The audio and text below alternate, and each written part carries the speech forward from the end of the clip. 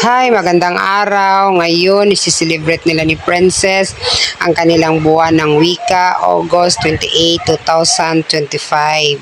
Very quick video lang ito, guys. Tara. Hi, ang mga bata talagang punta dito, maglalaro, nagkamuritsing na nagkayamukat na, oh. Ang mga damit, panay pabili, gutom. Hi. Ay, pero at least ang mga bata yung na-express nila yung kaligayahan nila kasi ito lang naman yung ano nila yung maliit na bagay yung kanilang happiness, makakapaglaro. Tayong mga nanay, support na lang tayo kung ano yung mga gusto ng anak natin. Sabi nga ng teacher kaya na yung mga parents nag-i-effort. Talaga nagpupuyat kami, naghahanap ng masusot ng anak.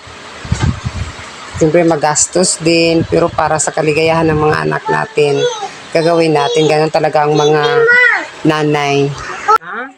Kami si Princess. Yan. Ayan. Ang anak mo pag gutom, hala. Basta makakain lang. Wow! Hi, Princess! You're so beautiful! House? Not here, not here. My love! Yes! Princess! Princess! Buwan ng wika pero magkain pa daw siya ng tinapay. Princess! Hi, my love! You're so beautiful today! What you eat? Ayaw niya ng rice. Gusto niya ng... Ito yung ano, di sa alam kang mapani mo love. Oh, you're so cute. Mommy is so proud of you. You're so beautiful today. What you gonna say, my love, to Dada? Because Daddy go to the Pulumulok. Just to rent this beautiful Filipiniana. Oh, what you gonna say? Say thank you to Dada.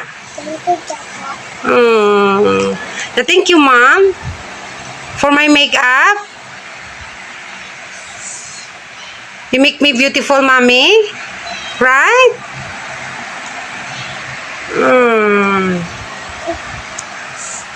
That's it for today's video. Thank you for watching. God bless. Bye-bye.